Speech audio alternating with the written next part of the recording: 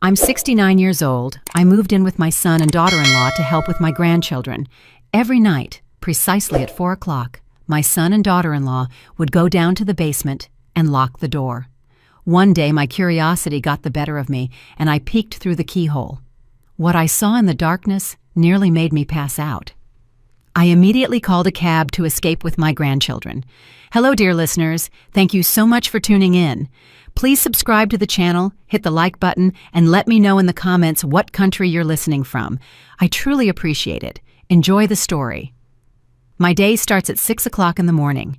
I don't need an alarm clock. I'm woken by an internal metronome, calibrated over 4 decades of working as a head nurse at the Children's Hospital in Atlanta.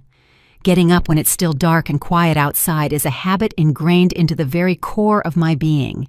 Here, in this huge, echoing house belonging to my son, the habit has become a necessity. I head downstairs to the kitchen. It looks like an operating room, all steel and cold white quartz.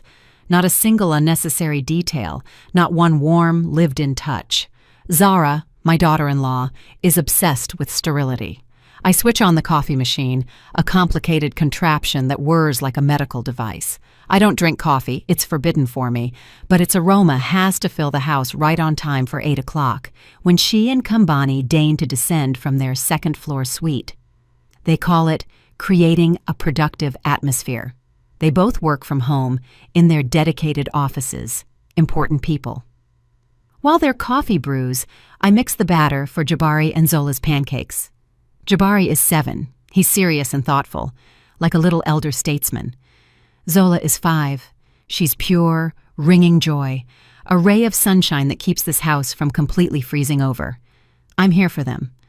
For them, I sold my cozy 2-bedroom condo downtown, the one with windows overlooking the historic square. I gave them every penny, every single dollar, for the down payment on this suburban palace. Mama, this will be so much better, Kambani told me, hugging my shoulders. We'll live as one big family. You'll help us with the kids, and we'll take care of you. And I do help. I cook, I clean, I do the laundry and the ironing. I drive Jabari to his magnet school and Zola to pre-K. I play with them, read them stories, tend to their scraped knees and childhood colds. I am the 24-hour nanny, cook, and housekeeper, a free-of-charge accessory to their glittering life. And they do take care of me.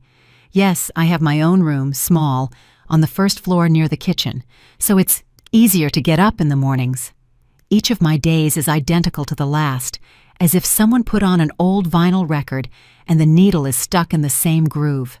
Breakfast for the children, breakfast for the adults, cleaning, laundry, lunch, outing, dinner, bedtime story. Round and round it goes. Kambani and Zara emerge from their offices only to eat or issue instructions. Mama, iron my shirts. I have a critical video conference tomorrow. Jendai Azizi, don't forget to order the water filters and get Zola a new sketch pad. She's filled up this one already. They don't ask, they inform. To them, I am a useful but inanimate piece of furniture. But there is one crack in this sterile, controlled routine. Something that doesn't fit into their perfect schedule. Something that happens every night, precisely at 4 o'clock in the morning. I hear it almost every time. Old folks are light sleepers. First, the squeak of their bedroom door upstairs. Then quiet, almost inaudible footsteps descending the staircase. They move in sync, like 2 conspirators. They pass my door, walk across the entire first floor, and stop at the heavy oak door leading to the basement. I hear the key turn in the lock, a heavy, dull clunk that sends a chill through my chest every single time. The door closes, and silence falls, only to be broken a few seconds later by a faint, monotonous humming. It sounds like some kind of machine is running down there, an air purifier or something similar. At first, I didn't pay it any mind. Young people have their quirks. Maybe Kambani set up a wine cellar, or Zara had a workshop. She was into complex polymer clay crafts. It's a storage area, Zara once tossed out when I asked what was in the basement. Old stuff, tools, don't worry about it. I didn't. I tried not to, but the nightly ritual repeated with frightening accuracy. Every single day at 4 o'clock, the clunk of the lock, the humming. Precisely at 7 o'clock in the morning, another clunk, and they come back up, always together. Their faces are strange afterward, tired but with a focused, almost clinical expression, as if they hadn't been sleeping but standing watch over a sick patient. This inexplicable night vigil began to trouble me. What could they be doing in the basement for 3 hours every night? Why lock the door with such a heavy-duty lock? The anxiety grew slowly, like poison ivy twining around my heart. I fought off bad thoughts, blaming myself for being an overly suspicious senior, but I couldn't shake that cold, clammy feeling. Then, that night happened. It started with Jabari. Around 3:30 in the morning, he ran into my room, trembling, his eyes wide with terror. "Grandmama, I had a nightmare." I hugged him, pulled him close beside me, and stroked his closely cropped hair. He clung to me, a hot, frightened little bundle. I whispered comforting words, telling him a quiet story about a brave little chipmunk. Slowly his breathing evened out. He sniffled, falling asleep. I lay awake, listening to the measured ticking of the grandfather clock in the living room.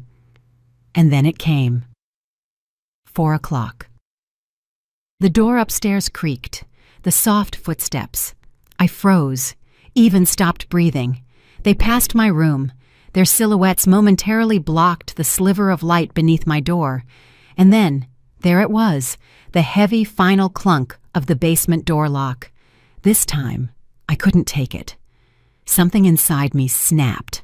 A spring that had been holding back my curiosity and fear broke. It was an almost physical sensation, like being shoved from behind. Cautiously, so as not to wake Jabari, I slipped out from under the covers. On tiptoe, holding my breath, I crossed my room and carefully opened the door. The hallway was dark. Only the faint light of the nightlight from the living room cast long, ugly shadows of the furniture onto the floor. I moved toward the basement door. Each step echoed in my head. The floor beneath my feet was icy cold. Reaching the door, I paused. The humming was clearer here, and I caught a smell, faint, but painfully familiar. A scent impossible to mistake. It was the way hospital corridors smell. The smell of disinfection, antiseptic. My heart hammered somewhere in my throat, frantic and desperate. Why did the basement smell like a hospital? What was down there? A shiver ran through my entire body. I knelt down. The keyhole was old-fashioned, a large, clear aperture. Squeezing my eyes shut for a second, I gathered my courage and pressed my eye to the cold metal. At first I saw only darkness. Then my eye adjusted, and I began to make out shapes. The basement wasn't cluttered. On the contrary, it was frighteningly clean. And in the center of the room stood a hospital bed with metal side rails. Next to it, an IV stand, a clear bag of solution with a thin tube trailing down from it. Zara stood with her back to me by the bed. She was adjusting something on the IV drip system. Her movements were precise, measured, like a nurse's. And on the bed, covered up to the chin with a light blanket, lay a person. A figure, covered almost entirely. Suddenly, the person on the bed stirred and slowly turned their head in my direction. The light from the corner nightlight fell upon the face, and my world crashed down. Time stopped. Air froze in my lungs. I saw that face. I knew it.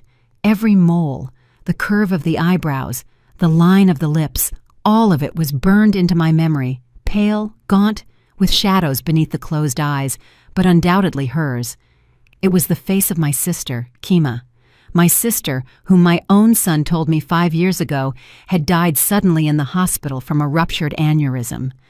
I clamped a hand over my mouth to stop myself from screaming. An icy band squeezed my chest, forcing out the air, sucking out the life. My vision darkened. Kima was alive, here, in this basement. I staggered back from the door as if struck. A ringing noise filled my ears. The cold metal of the keyhole seemed welded to my skin. But I didn't scream. I didn't fall. Something deep in my solar plexus clicked like a switch, and the wave of cold, paralyzing terror was replaced by an absolute ringing void. Panic is a luxury a head nurse can't afford when a life is on the line. And this was exactly that situation. Slowly, on all fours, I backed into the darkness of the hallway. My movements were automatic, honed by years of night shifts when I had to move through a ward without waking a single child. My brain, my old, trained brain, was already working, processing the event not as a personal tragedy, but as input data for a medical triage. Triage, the first rule in any catastrophe. I reached my room and silently closed the door. Jabari was asleep, curled up. His warm breath was the only living, real sound in this frozen world. I sat on the edge of the bed, my back straight as a steel rod. Situation analysis. Patient: Kima Azizi, my sister. Status: declared deceased 5 years ago. Current condition: alive, held in the basement, connected to an IV drip, likely under heavy sedation. Prisoner: threat: Kambani Azizi, my son. Zara Camille, my daughter-in-law. Status: criminals. Holding a person captive, falsified a death. Motives unknown, but likely financial. Their behavior is unpredictable. They are dangerous. Assets at risk: Jabari Azizi, 7 years old. Zola Azizi, 5 years old. My grandchildren. Status: sharing a house with dangerous criminals. They are the most vulnerable link. Conclusion: it was cold and clear, like a surgeon's scalpel. My sister is a long-term problem. I can't save her right now. My son and daughter-in-law are a threat that must be neutralized from a distance. And the grandchildren? The grandchildren are the immediate priority. Goal number 1, immediate evacuation of the children. I stood up. The trembling was gone. In its place came a cold, crystal clarity. A plan was already forming in my head, sharp and step by step. I had about 2.5 hours until 7 o'clock in the morning. That should be enough. First, I pulled my old handbag from the dresser drawer, not the one I used for shopping, but a small travel bag, the one I used to take on trips 40 years ago. In it, I put our documents, our passports, the children's birth certificates. I always kept them with me, in case we needed to go to the doctor. Thank God Zara never cared about that. I put all the cash I had saved from my modest Social Security check in there too. Not much, but enough for the short term. Next, clothes, nothing extra. Warm, comfortable sweatsuits for Jabari and Zola. Pants and a sweater for myself. A couple of changes of underwear. Toothbrushes. I moved quickly, silently, like a ghost in my own house. I took each item from the shelf carefully, ensuring I didn't disturb the overall arrangement, so their morning inspection wouldn't immediately reveal the loss. Now the most important thing. I opened the closet and, from an old mitten tucked deep inside, I retrieved it. A simple flip phone, my emergency backup. I bought it many years ago after a particularly bad flu season, when I was afraid I wouldn't even be able to call an ambulance. I kept a small amount of money loaded onto it and told no one about it. My smartphone, the sleek touchscreen model that Kambani gave me as a gift to connect with the world, I left on the nightstand. Let them think I simply stormed out. Let them look for its signal here in this cage. All that was left was to wake the children. This was the riskiest stage. I approached Zola. She was sleeping in her small cot in the corner of my room. Zara insisted she sleep with me so she wouldn't run to them at night. I leaned over her, taking in the scent of her hair, milk, and sweet rolls. My heart ached with tenderness and pain. "Zola, sunshine, wake up," I whispered right into her ear. She stirred, opening her sleepy eyes. "Grandmama?" "Shh, my sweet girl. We're going to play a game now. Secret spies. We need to get dressed and leave the house so quietly that no one hears us. Understand?" A flash of fear crossed her eyes, but then it was replaced by excitement. A game? Of course it was a game. I dressed her quickly and quietly. Then I woke Jabari the same way. I told him the same thing. He, being the older boy, frowned. "Do Mom and Dad know about the game?" "This is our secret," I whispered back, looking directly into his eyes. "It's a very important mission. Everything depends on it. Can you handle it? You're my main protector." He nodded seriously. My little man. Dressed, we paused at the door. I listened. The faint humming still came from behind the basement door. They were there. They suspected nothing. "Now we walk like mice," I whispered. "Not a sound. Hold on to me." I picked up the bag and took their hands. Their small palms were warm and trusting. And that trust brought on a wave of responsibility so heavy I nearly suffocated. I was their only chance. We slipped into the corridor. Every step on the creaking hardwood floor seemed deafening to me. I led them through the dark living room, past the lifeless silhouettes of the expensive furniture, which now looked like sinister monsters. There was the front door. Slowly, millimeter by millimeter, I turned the key in the lock. The clack seemed louder than a gunshot. We froze. Silence. I cracked the door open. A blast of cold, damp, pre-dawn freshness hit my face. The sky to the east was just beginning to lighten.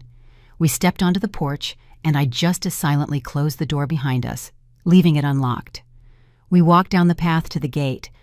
I moved with the children around the corner into the shadow of a tall hedge, and only there did I take out my flip phone. I found the number for a taxi service that I had saved beforehand. My voice was level, calm. I gave them the address of the next street over. Not our house. Never leave tracks where they can look for you. Rule number 2. The car arrived in 10 minutes. 10 minutes that felt like an eternity. I stood, holding my grandchildren, and looked at the second-story windows. At the windows of my son's bedroom, the man who looked me in the eye 5 years ago and told me my sister had died. He cried then. I remember. I wonder what he was crying about. His sister or his ruined soul? The cab gently braked by the curb. I quickly settled the children into the back seat and got in myself. "Where to?"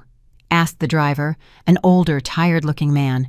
I gave him the address of a motel in a different town, an hour's drive from here, small, unremarkable, one I had read about in a newspaper once. "A bit far," he grunted.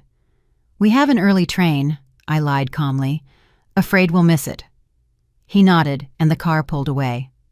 I didn't look back. I looked only ahead at the road speeding beneath the wheels. Jabari and Zola, exhausted by the early start and the excitement, were already dozing on my shoulder. An hour later, we were there. I paid with cash, leaving a generous tip. The sleepy desk clerk gave me the key to a third-floor room. And finally, we were here. I locked the room door with every deadbolt. The room was simple, clean, 2 beds, a table, a window overlooking a quiet street. I undressed the children and put them in one bed. They fell asleep instantly, not even hearing my final whisper. I was alone. I sat on a chair by the window. The adrenaline that had propelled me forward all these hours began to recede. The first part of the plan was complete. The children were safe. But I knew this was just the beginning. The worst, the hardest part was yet to come. I looked at my sleeping grandchildren, and there was no fear or despair in me. Only a cold, ice-like fury and an absolute, unshakable resolve. You underestimated me, children. You thought I was a fragile, sentimental wreck, a compliant servant. But you forgot who I was. For 40 years, I saved children's lives. Now, I will save mine and my sister's. You started this war, and I will finish it. I stood up and approached the window. The sun was rising over the sleepy city, painting the rooftops a soft, rosy color. Down below, the first city bus rolled by, brakes squealing on the turn. A new day had begun. For me, the first day of a new, unknown life. And for them, in that cold house, the finale of their usual world was just beginning to play out. I didn't even need to see it. I knew them both so well that I could picture everything in minute detail. I could almost physically feel the minute hand on the clock in their living room pass 7 o'clock. I hear the dull clunk of the basement door lock. They come upstairs, tired, silent. their faces gray after their 3-hour vigil. They don't look at each other. This ritual has drained all emotion from them, leaving only focused professionalism. They go their separate ways to their bathrooms, 10 minutes for a shower, then they'll head down to the kitchen.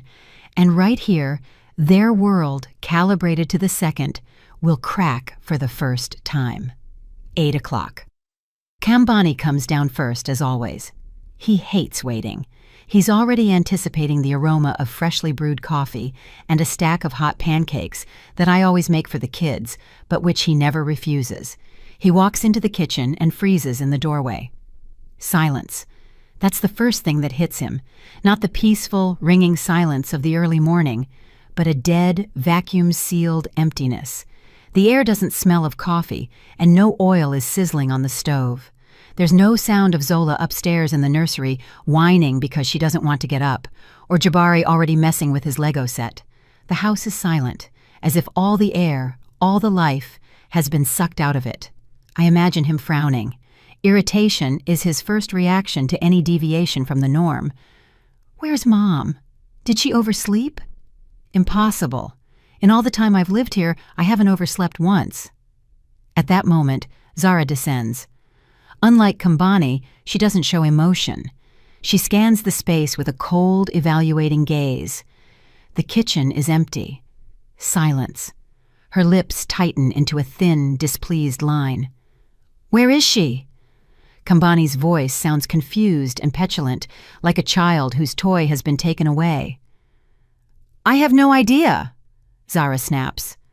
There's no confusion in her voice, only cold, steely irritation. An inconvenience, a schedule disruption. They circle the house, first going upstairs, looking into the children's room. Empty. Neatly made beds. This surprises them. Usually the children leave a small hurricane in their wake. They check their own bedroom as if we could be hiding there. Stupid. Then they come downstairs and head toward me. The door to my room is slightly ajar. Kambani pushes it open. The bed is made, perfect order. My smartphone is on the nightstand. I know that phone will become their anchor, a point of reference in their shaky reality. Here it is, her phone. That means she couldn't have gone far, couldn't have called anyone. This calms them, turning the anxiety back into mere irritation. Is she out of her mind? Kambani almost shouts. Where could she have gone this early, and where are the kids?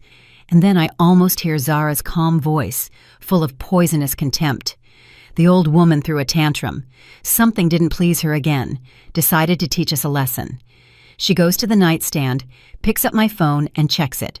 Of course, it's locked with a password they don't know, but the fact that it's here in the house tells them a lot. Or rather, it tells them exactly what they want to hear. She got upset, Zara continues, a sneer barely hidden in her voice. I probably asked her to vacuum in too sharp a tone yesterday. Old people get senile. They take offense at everything. She went for a walk with the children to show some backbone. Whatever. She'll be back by lunchtime when she gets hungry. Where would she go? Where would she go? This phrase is the quintessence of their attitude toward me. To them, I am a powerless creature, completely dependent on them. I have no money except my paltry Social Security. I have no home of my own. I have no friends they didn't approve of. I am locked in their world, in their house, and any rebellion from me is nothing more than a senior's caprice that they can simply wait out. They don't see a person in me, they see a function. And that function has failed, causing a vexing but temporary inconvenience. This is their main mistake. They judge me by the role they forced upon me. They forgot who I was. They don't see Jendeyai Azizi, who managed an entire department for 40 years, making decisions that held lives in the balance. They see a mother, a grandmother, an old woman, helpless and sentimental, and this blindness, this arrogant certainty in my dependence, is my ace in the hole. I imagine them discussing what to do next. Kambani, as always, panics. Maybe call the police. What if something happened? Zara's face, I'm sure, turns into an icy mask at that moment. The police in this house. The thought of it is unbearable for her. The thought that strangers in uniform might enter here, start asking questions, inspecting the premises, all the premises. "You're an idiot, Kambani," she hisses. "What would we tell them? That your pensioner mother went for a walk with the grandkids and didn't warn us? They'll laugh us out of the precinct, tell us to wait. And what if they start looking around here? Is that what you want?" The last question is like the crack of a whip. Kambani shrinks. Of course, he doesn't want that. He fears her. He fears exposure more than anything in the world. This house, this beautiful life, purchased at the price of monstrous betrayal, is his only accomplishment, and he will protect it at any cost, even the cost of his own mother. Their fear of the police is the wall that protects me. They've locked themselves in a cage. They cannot raise the alarm. They cannot file a missing person report. Any official investigation will inevitably lead to the basement, to their secret, to Kima, and they know it. So what do they decide? Nothing. They decide to wait. Zara will brew their coffee herself. They'll grab something from the fridge, sit down in their offices, and try to work, constantly glancing at the clock in the window. They will be gnawed by anger. Anger at me for disrupting their comfort, for making them feel uneasy. But not for a second will they entertain the thought that I left forever, that I know something. In their universe, that's impossible. The sun in my motel room rose higher. The children stirred in their sleep. Zola mumbled something, and Jabari hugged her. I looked at them, and the cold fury in me gave way to something else. A calm, focused strength. They gave me time. Their arrogance, their contempt, their certainty in my complete and unconditional surrender gave me the most valuable resource, a head start of a few hours. And for me, for head nurse Azizi, a few hours is an eternity. It is more than enough time to regroup, prepare the tools, and deliver the next blow, precise, measured, and absolutely unexpected. I took my old flip phone. My fingers didn't tremble. I found a number in the address book that I hadn't dialed in years. The number of a person who wasn't just a colleague, but a true friend. A person who now held a very high position. The time for waiting was over. The time for action had begun. I found the number in my address book. It was written in old, faded ink, but I knew it by heart. Dr. Cheikh Diop. Once he was just Cheek, a young resident who ran to me for advice. Now he was the administrator of an entire network of clinics. A big shot. But I knew that behind the expensive suit and important title, the same young man I taught how to place a catheter in a newborn was still alive. I was counting on that. The ringing felt like an eternity. The children were asleep. Outside the window, the city, strange and indifferent, was waking up.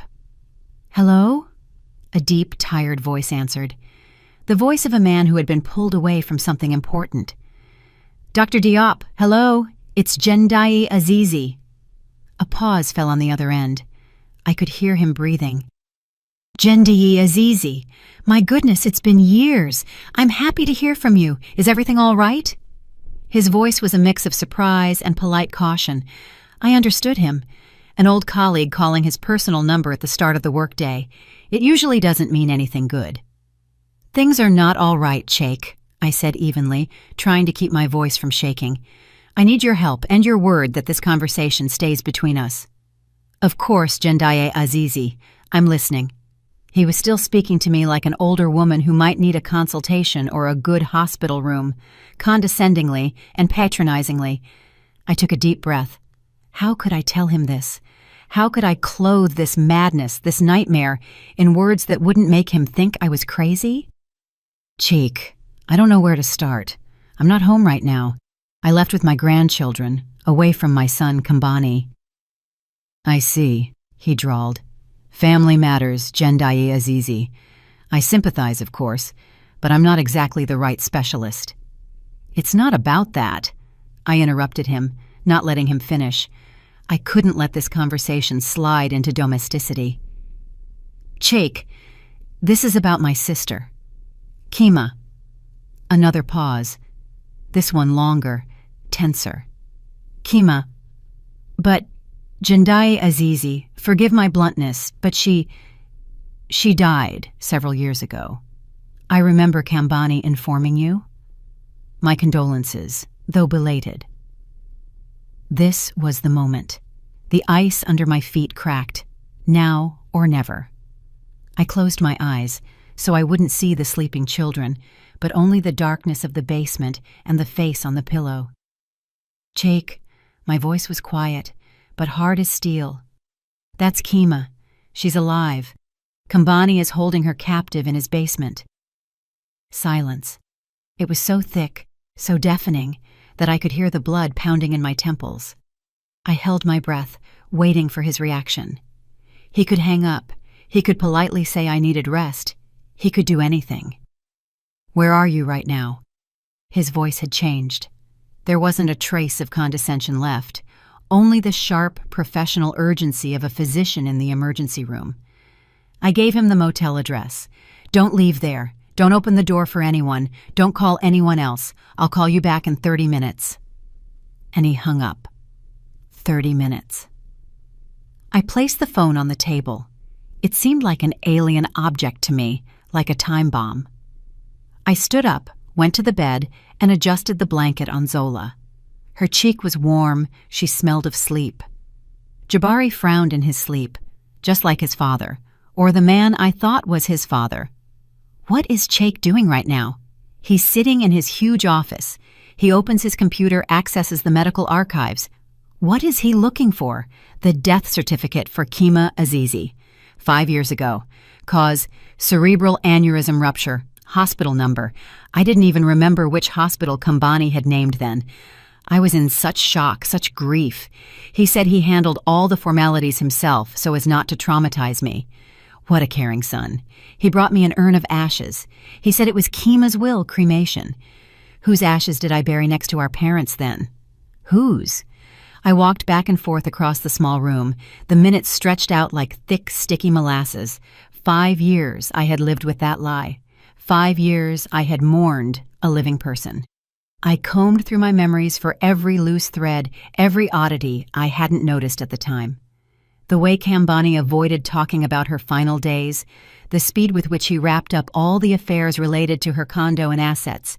Mama, you don't need to get involved in this. It's too painful. I'll do everything myself. And I believed him. How I believed him. I was blinded by grief and gratitude for his care. The phone rang so sharply that I jumped. His number flashed on the screen. I picked up. Jindai Azizi, he said, and I didn't recognize his voice. It was hollow, distant, the way people talk when reporting a death. Yes, Cheik. I pulled all the archives, not just our network, all the city databases. Kima Azizi did not die 5 years ago. I silently leaned against the wall. My legs gave out. Her official status is alive, he continued, nailing the words like a hammer blow.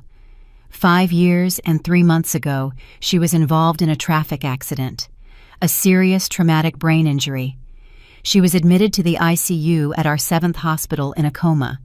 A coma, not an aneurysm, an accident. My God, she was there for 3 weeks.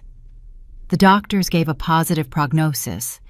It wasn't a deep coma, but a post-resuscitation state. There was a chance for recovery, but she was taken from there. Taken? How? I whispered. Your son, Kambani. There was steel in Cheik's voice. He appeared on the 3rd day after the accident. He presented a general power of attorney in her name for handling all affairs, allegedly signed 6 months before. He insisted that her treating physician not inform anyone but him about her condition, citing her desire for privacy, and after 3 weeks, he arranged a transfer under his own responsibility to a private facility for home care. I slid down the wall to the floor, a forged power of attorney. He cut me off from her. He locked her away first in the hospital, and then. But why? My whisper was barely audible. Why all this, Cheik? Why such a monstrous lie? He paused for a second, and what he said next was the most terrifying thing of all. Jendayi Azizi, I ran one more check. Her husband, Kwame.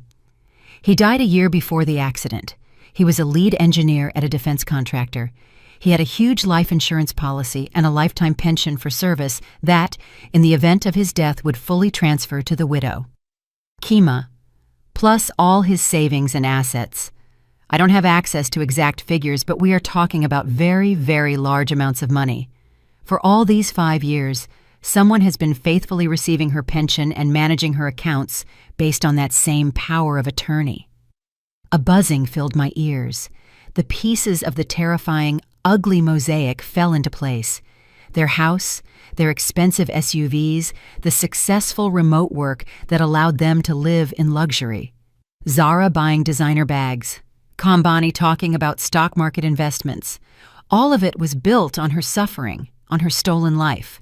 They didn't just hide her, they turned my sister into their personal ATM, a living corpse that reliably brought them income. The cold I had felt at the basement door now filled me entirely, without reservation. This was no longer fury, it was something else, calm, like the surface of a frozen lake beneath which lay bottomless depths. I knew what I had to do. The plan in my head instantly became more complex. It became harder, more merciless. "Chake," I said, and my voice was level and strong again. "I'm going to need your help one more time. But first, I have to do something myself." I put down the phone. The silence in the hotel room pressed on my ears. I got up from the floor and went to my bag. At the very bottom, beneath the change of clothes and documents, lay an old tablet in a worn case. Kambani had given it to me about 3 years ago for my birthday. "You can look up recipes, Mama. Talk to the grandkids on video call." I hardly ever used it, but I faithfully kept it charged. Intuition, I suppose. An old person's habit of having everything that might ever be useful in reserve. I connected to the motel's Wi-Fi. My fingers moved slowly but surely. I opened the bank's website. I remembered the login and password by heart. I didn't trust those to any piece of paper. The page opened before me, showing 2 accounts. One was my pension account, with its meager funds, and the second was called Reserve. I remembered the day we opened it, more than 10 years ago. Kima had just married Kwame. We were sitting in my old kitchen, drinking tea with cherry preserves. "Agnisha, let's open a joint account," she said, laughing. "We'll put a little money in there, just in case. Call it our secret fund." We put symbolic amounts in, and I was listed as a full owner. I had almost forgotten about it. Kambani and Zara apparently found the documents and decided it was the perfect, ready-made tool. Why open something new, leaving tracks? They could just use this old, forgotten one. They must not have even checked the second owner, or they checked, saw my name, and just laughed. The old lady, what could she do? She doesn't even remember it. What a saving mistake for me. Their arrogance became their Achilles' heel. I opened the account. The amount I saw made me shut my eyes. The numbers danced before them. 6 zeros. It was a fortune. A whole fortune bled from my sister's life. Every dollar in that account was steeped in her pain, her silence, her stolen years. I didn't hesitate for a second. I felt neither thrill nor malice. I felt like a surgeon lancing a festering abscess. This was not theft. It was expropriation, the return of stolen goods.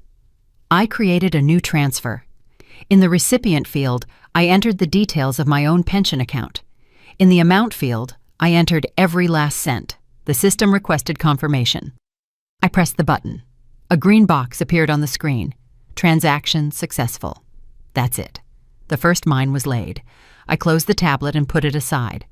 Now, all that remained was to wait and to imagine. I knew it would happen within seconds. Zara had alerts set up for everything. She controlled every dollar.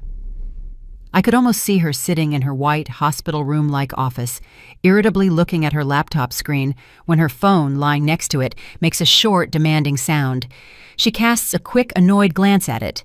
A bank notification, probably interest credited or some other trifle. She picks up the phone, swipes the screen, and her face changes. I picture it in detail. How, at first, confusion appears on her pampered face, then disbelief. How she rereads the short message several times. Debit, reserve account, amount, account balance, $0, zero. The word explodes in her brain. She freezes. Her perfect posture falters. The mask of the Ice Queen cracks, and beneath it, a predatory, ugly fury shows through. "Kambani!" Her scream cuts through the silence of their perfect home. It's not loud. It's piercing, like the shriek of a saw on metal.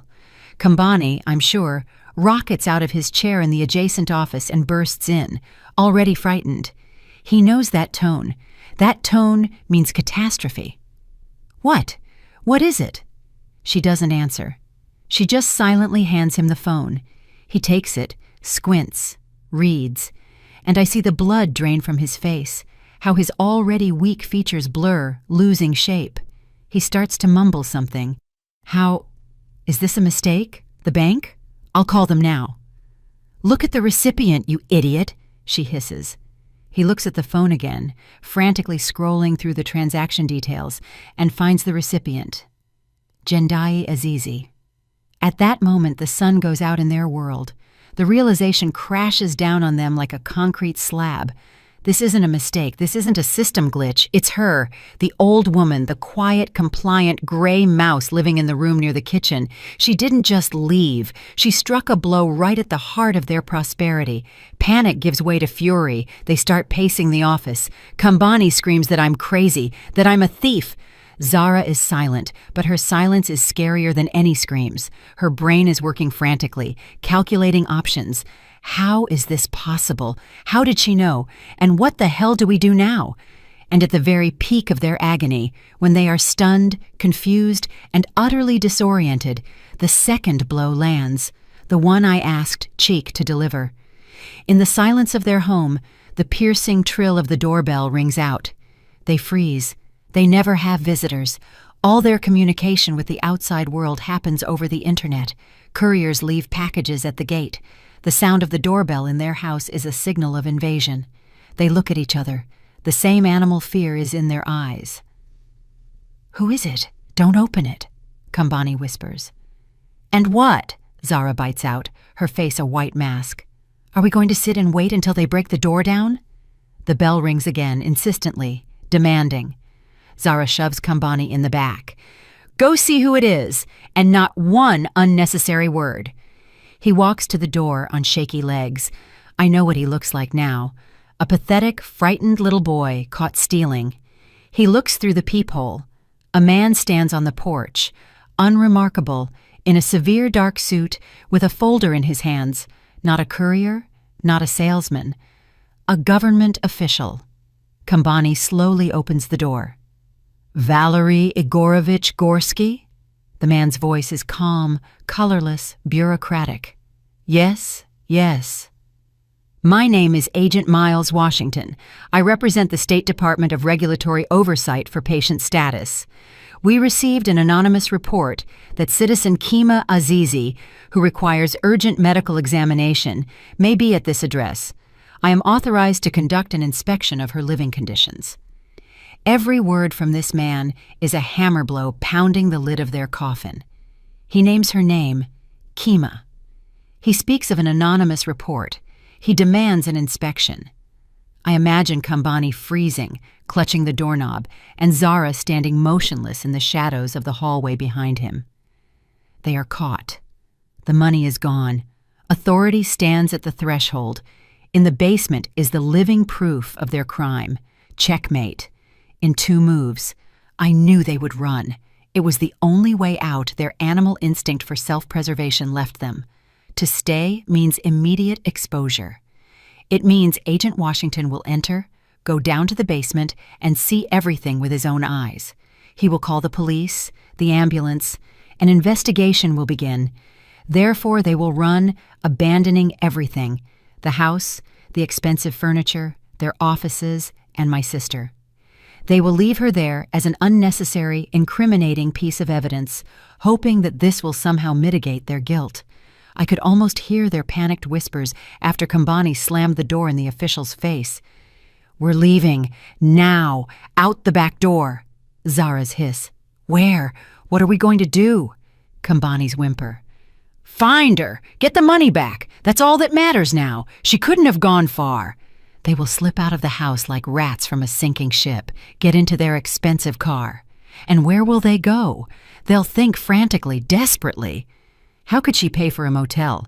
Cash, perhaps, but she only had a little. What else? A card, my pension card.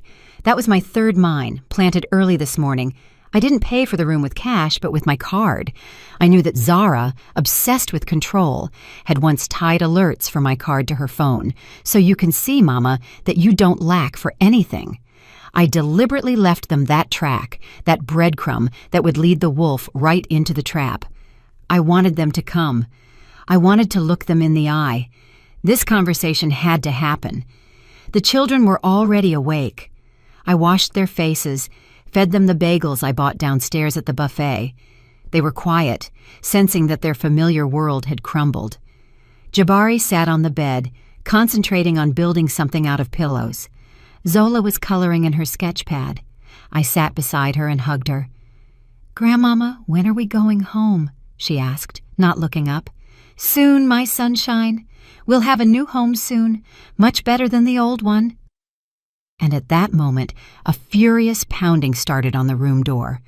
Not a knock, but fists hammering, violently, forcefully. Zola jumped and clung to me. Jabari froze with his pillow in his hands. I knew who it was. I slowly stood up, straightened my sweater, and walked to the door. I looked through the peephole, the faces of my son and his wife, distorted by rage. They found me. I turned the key. The door flew open so fast it slammed against the wall. They burst into the room like a natural disaster. Zara was in front. Her face, usually so composed and polished, was twisted into a hideous mask of anger. Her eyes shot daggers. She looked like a fury. Kambani shuffled behind her, pale, limp, with wet eyes and trembling lips. "You old witch!" Zara spat. Her voice broke into a shriek. She took a step toward me, but I didn't back down. I just stood there, staring straight into her eyes. "You ruined everything. You destroyed us. Do you even understand what you've done?" The children behind me started to cry. Jabari ran up and gripped my skirt. "Mom, please, don't," Kambani started, but his voice was drowned out by the torrent of her rage. "Shut up, you weakling," she snarled at him without turning her head. "This is all you, your family. I told you she'd only cause trouble." She turned back to me. Her chest was heaving. "Where is the money? You took all the money? Give it back right now, do you hear me, you senile old woman? That's not your money." I remained silent. I just looked at her, and my calmness, my silence, enraged her even more. She wasn't used to this. She was used to me lowering my eyes, to me making excuses, to me trying to please her. Now, an unsubmissive servant, a granite wall, stood before her. Finally, Kambani spoke. He collapsed to his knees in front of me, right on the dirty motel carpet. He was crying, smearing tears across his face like a small child. "Mama, Mommy, I'm sorry. Please forgive me. It was all her. She made me do it. I didn't want to. I swear I didn't want to. She came up with everything. Auntie Kima, the power of attorney, the accounts. She said it would be better, that it was her money by right because she was taking care of her. I had no choice, Mama." He sobbed, clinging to my legs. A pathetic, weak, spineless man. In that second, I felt nothing for him. No hatred, no pity, only emptiness. It was as if a complete stranger was before me. My son died. He died 5 years ago, the day he brought me an urn with a stranger's ashes. I carefully pulled my leg free from his grasp, stepped over him as if he were an obstacle, and stood directly in front of Zara, shielding the children. And then I spoke. My voice rang out in that small room, unexpectedly loud and clear. It was calm, deadly calm. "That is my sister's money, Zara," I said, looking her in the eye. Not yours. She is my sister, and you turned her into a ghost, a living ATM to pay for your worthless life. Her face contorted. What do you understand? We cared for her. We gave her care she never would have dreamed of in a state hospital. She's a vegetable. She doesn't need that money anyway. She needed family, I cut in. She needed me. And you forged documents to cut me off from her so no one would know she was alive. I worked as a nurse for 40 years, Zara. I know what medical records look like. I know medical ethics. I know what a coma is and what a post-resuscitation state is. I know everything you did. And now, it's not just me who knows. I paused. Now the police know too. I delivered the last words slowly, emphatically. I saw the fear flicker in her eyes, real animal fear.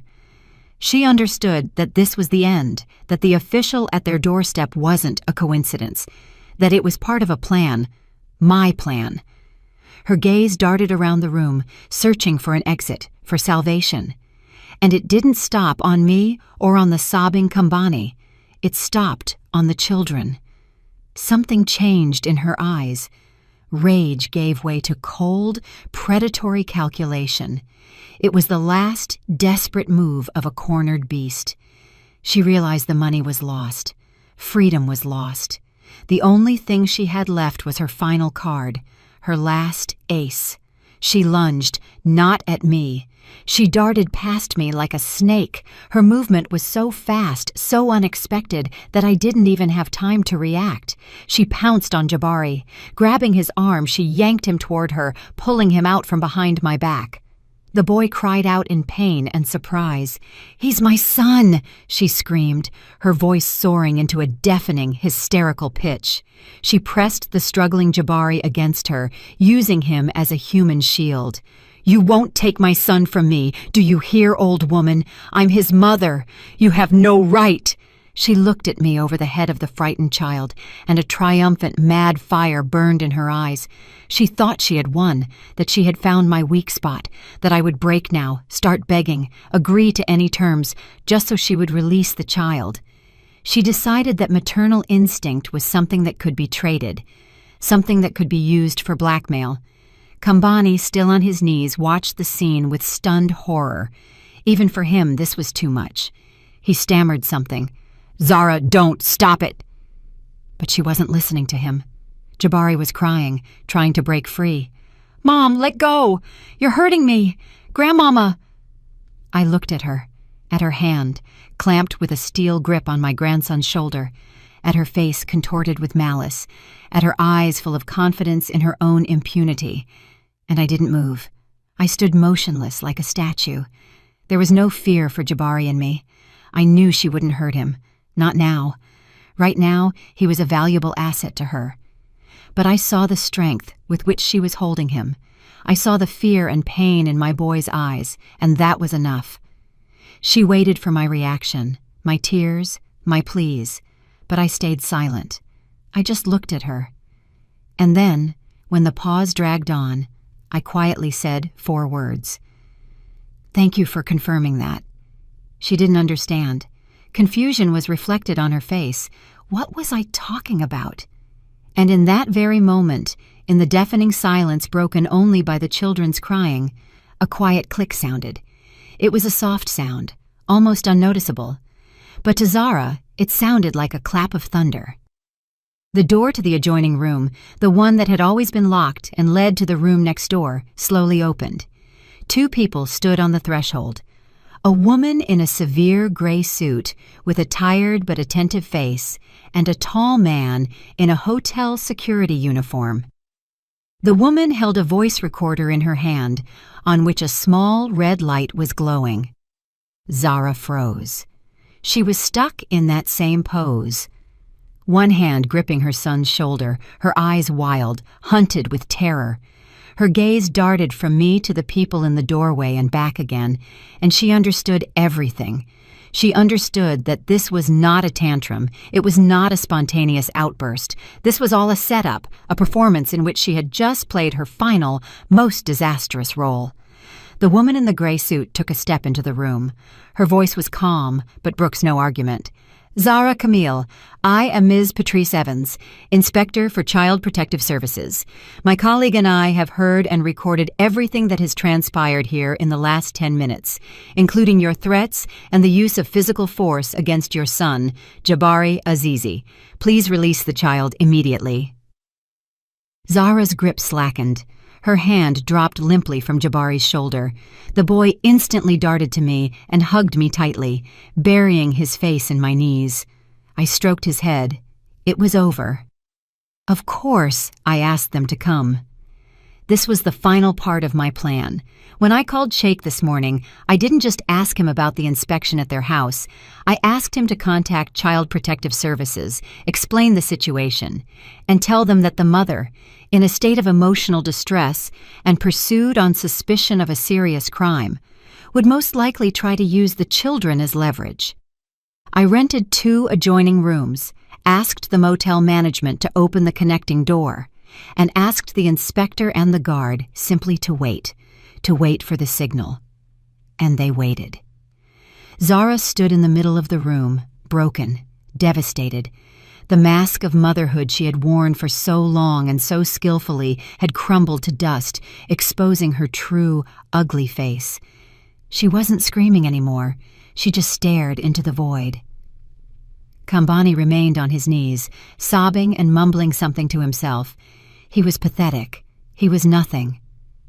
Inspector Evans approached him. Please stand up. I believe you and your wife have a long conversation ahead of you with representatives from other agencies. The security officer will escort you downstairs. They left, not looking at me or the children. 2 ghosts, 2 shadows from whom their imaginary, stolen life had just been taken. When they had gone, the inspector closed the door behind them. Then she came over to me, crouching down to be at eye level with the children. Jabari Zola, she said softly, my name is Ms. Evans. Everything will be okay now. You'll stay with your grandmother for now. She'll take care of you. She looked at me, and in her tired eyes, I saw not only professional duty, but simple human compassion for the first time. Jandai Azizi, she said, you did everything right. You are a very strong woman. I looked at my grandchildren, who clung to me like 2 frightened chicks. Strong? I don't know. I just did what I had to do. What life had taught me, to protect those who cannot protect themselves. I was a nurse, and this was my most important patient, my family. I had just performed the most difficult operation of my life. I nodded to the inspector, unable to utter a single word, simply holding my grandchildren tighter, breathing in the scent of their hair. That scent was the only thing that was real in this collapsed world. I knew that my main task now was to build a new world for them, a real one, starting from a clean slate. Several weeks, maybe months, passed. Time lost its usual linearity. It became thick and filled with events, each more important than the last. The days were filled with meetings with lawyers, doctors, therapists, and Child Protective Services representatives. The nights were short, anxious, full of thoughts. I was living on the edge of exhaustion, but for the first time in many years, I felt like I was truly alive. I was not a servant, not a shadow. I was the center, the axis around which my family's fate revolved. Now, all that is behind me. The turmoil has settled, leaving behind a new reality. We moved. With the money I recovered, I rented a large, bright apartment in a quiet neighborhood near a community park. It has high ceilings and huge windows that let the sun in all day. The air here doesn't smell of sterility and lies. It smells of the lush geraniums I put on all the windowsills and fresh-baked cookies. The walls are covered with Jabari and Zola's clumsy but bright drawings. This is a home. Our home. I was granted temporary custody of the grandchildren. The process was long and agonizing, but the recording made in that motel room became the deciding argument. Kambani and Zara. I try not to follow their fate. I know an investigation is ongoing. They were charged with unlawful imprisonment, large-scale fraud, forgery of documents, and abandonment of a person in danger, a whole bouquet of felonies. They are awaiting trial and undoubtedly prison. I feel neither triumph nor a desire for revenge, only a cold, detached fatigue. They chose their own path. My path now leads in a different direction. The most important thing is Kima. She is with us. The same day everything came to light, she was taken from that basement. Czech made sure she was transferred to the best rehabilitation clinic. When I saw her for the first time in the hospital room, my heart nearly broke. She was thin, pale, with a dim, vacant stare. 5 years, with almost no movement on heavy sedatives, had turned her into a shadow of herself. But she was alive, and she was a fighter. She always was. The doctor said her brain hadn't suffered irreversible damage, that the years of sedation had put her in a state of artificial coma. But there was a chance for recovery. Slow, difficult, but present. I was granted full legal guardianship over her. Now, I was responsible for her life, her health, her future. And this burden of responsibility was the sweetest one I had ever carried. Now she sits in the living room. In a modern, comfortable wheelchair, we exchanged the hospital gown for a soft, peach-colored housecoat. Her hair, once dull and tangled, is now short and neatly trimmed. The first pure silver streaks are breaking through. She still doesn't speak, but she no longer stares into the void. Her eyes, they are clear. There is thought in them. There is recognition. When I walk into the room, her gaze follows me. When Zola approaches her and places her small hand on her arm, Kima's fingers weakly but noticeably squeeze, holding that warm hand. Every day, a physical therapist, a young, energetic black woman, comes to us. Together we do exercises with Kima, working her contracted muscles. It is hellish work, and I see the sweat bead on my sister's forehead, how she clenches her teeth. But she doesn't give up. After every session, she looks exhausted, but something new appears in her eyes. A spark. The stubborn Azizi spark I remember from childhood.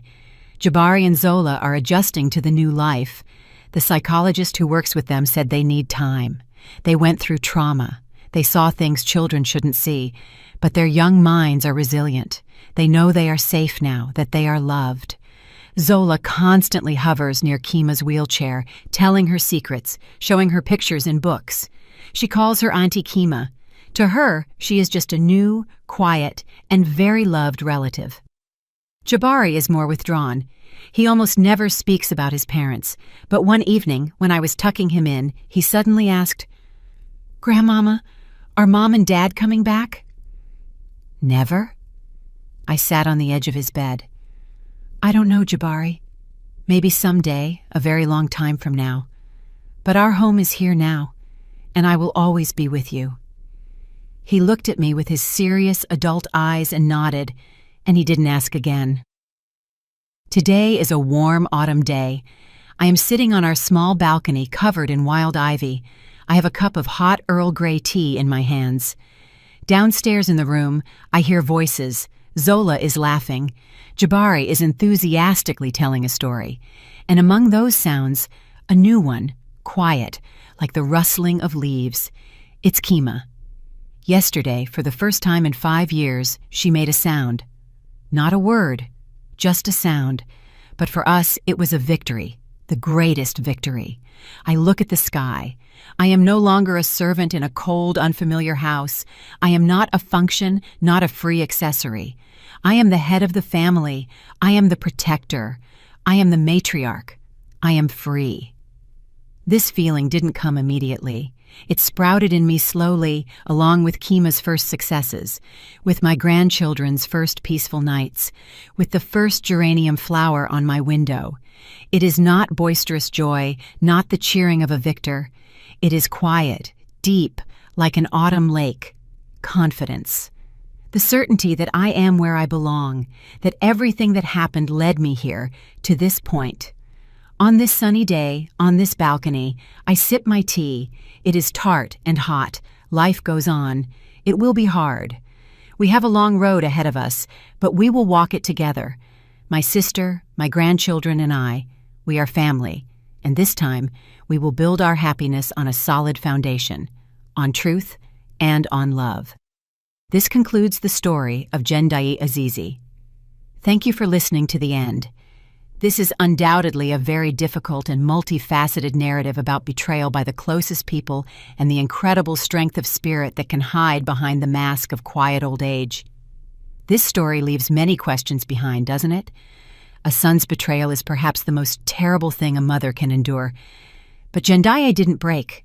She turned her pain into a cold, calculated plan. What do you think, dear listeners? Did she do the right thing? Was her revenge, her precise and merciless blow against her son and daughter-in-law, justified? Or should she have tried to talk, to find another way out? What would you have done in her place when faced with such a monstrous truth? Perhaps you have some remaining questions, or found something particularly interesting in this story? Share your thoughts in the comments. I will be very interested to read them. Your opinion is very important to us and helps our channel grow. If this story touched you, please give it a like and subscribe to the channel so you don't miss new, equally captivating stories. Every like and every comment is the best thank you for our work. We wish you all the best. At the end of this video, a window will appear in the center of the screen. Click on it to watch our other most captivating stories.